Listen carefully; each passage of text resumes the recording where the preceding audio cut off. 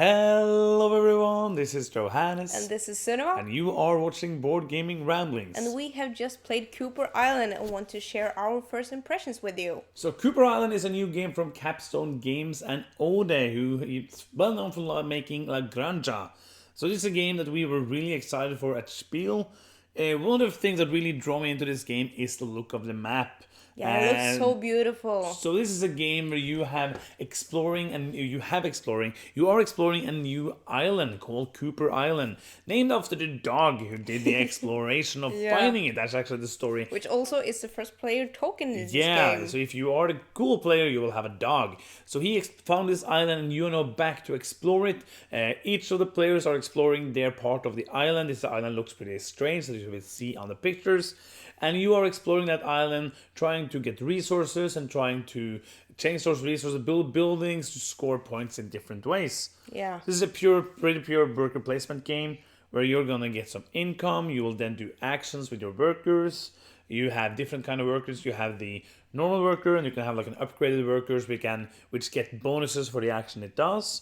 So it's a pretty pure worker placement game where you put out the worker and you do that action. Yeah, but it's also, I think, this really interesting thing with your resource management and getting resources from the map that was generating resources is really cool in this game. Yeah, absolutely. So what you will be doing a lot in this game is exploring the island. And you will then be building up tiles, hexes, putting them out on the map, and you will build them upwards. So like in a 3D way, build them upwards in the 3D way. Yeah. English is a language. So if you have like a height of 3, and you will build a fourth layer on top of that, you'll put a resource on top of that, let's say a cloth, that will now be worth 4 cloth. So you can, when you pay with that, you can use that 1 cube as 4 cloth, which is really nice. Yeah, really cool. This is a tight game.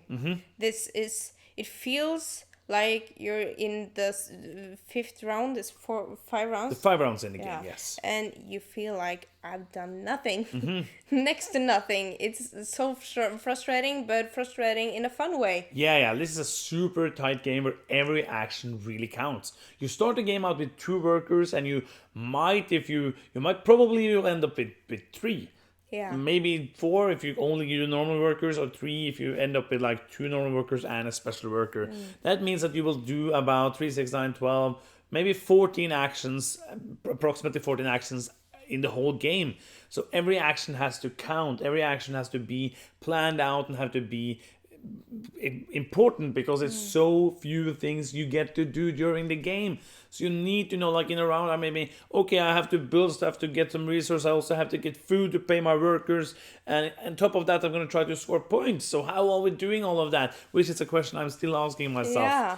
I think if you are getting into this game and have played it a couple of times and really want to master it, I think this is, I'm comparing it with the Mirms here, because in Mirms, this really, in my head, heavy game. I had to write down from the beginning of the game what actions I was going to do to afford anything. And I think this game is, you could do that almost, because there's some luck in drawing the tiles, but other than that, you could pretty much like plan out what you need to do to get the stuff done. Yeah, in Mirrors you have to basically plan from the beginning. Here you probably go for some kind of strategies, but you can adapt. Like looking, if you go heavy for a strategy, I will maybe adapt another kind of strategy. And there's you get more some of cards that give you synergies, and you want to maybe follow that. It's mostly a multiplayer solitaire game. You have your own space where you build and you do all of that. So it's a classic worker placement game where you block out spaces, but you don't block spaces in this game. There's only 8 spaces, so if you could block out them, that would be impossible. Yeah. So you have to pay to do the actions if you can't, or if you want to do an action that another player has done already. Yeah, resources are really tight in this game. So if you choose action that another player has taken, you're basically giving your opponents more things to work with. Yeah, because you have to pay a resource if you want to do that. Yeah, that's really bad, but you have to do the things you have to do. Let's talk about the rulebook just quickly. We forgot that at the beginning. The rulebook is a nice, hefty 28 pages, but it's a really, really well laid out rulebook. So you are done with setup at page 8, so that's only 8 pages of that. It's a really well laid rule book. You will read it from the beginning to end. It will teach you everything well laid out with different colors for different kind of actions that you will doing, different examples of everything you will be doing. You won't have any questions after reading this rule book if you are, of course, used to playing heavier Euro games, because this is a heavy game. Yeah, And it the rule is. book is great. So I love this rule book. Really.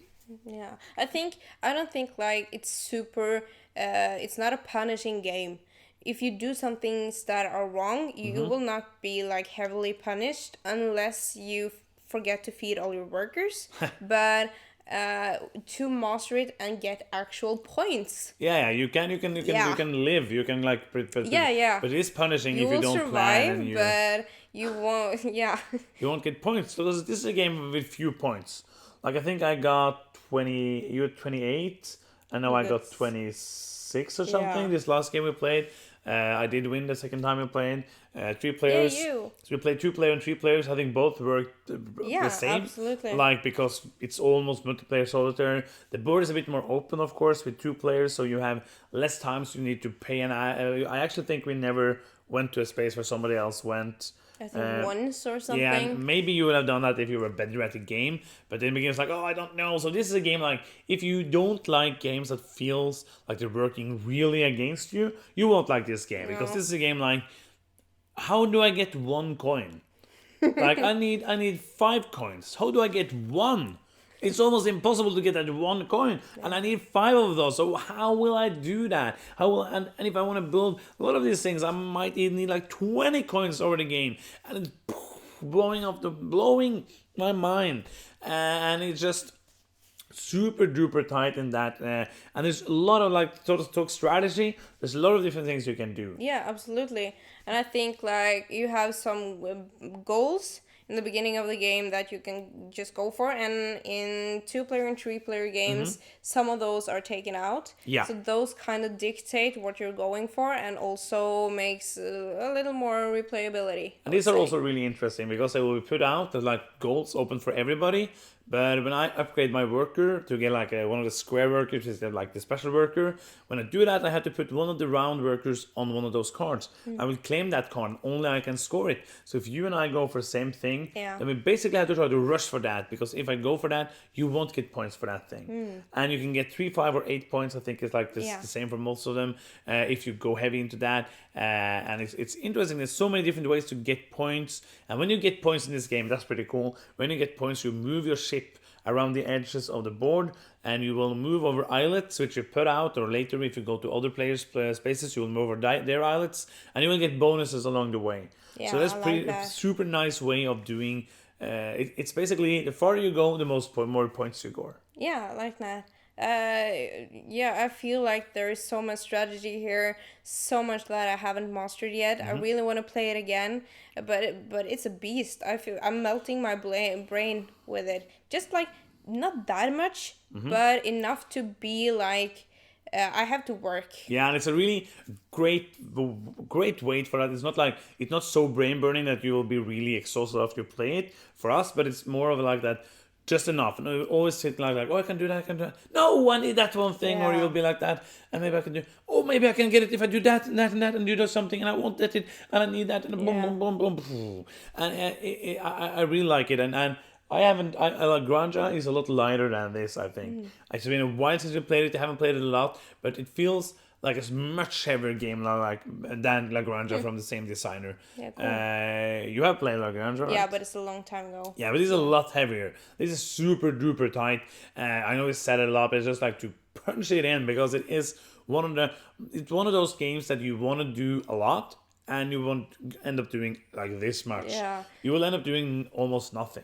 But how long did we actually take to play it? Because it's only 5 rounds, and it goes by so fast because you just have like 2 or 3 actions.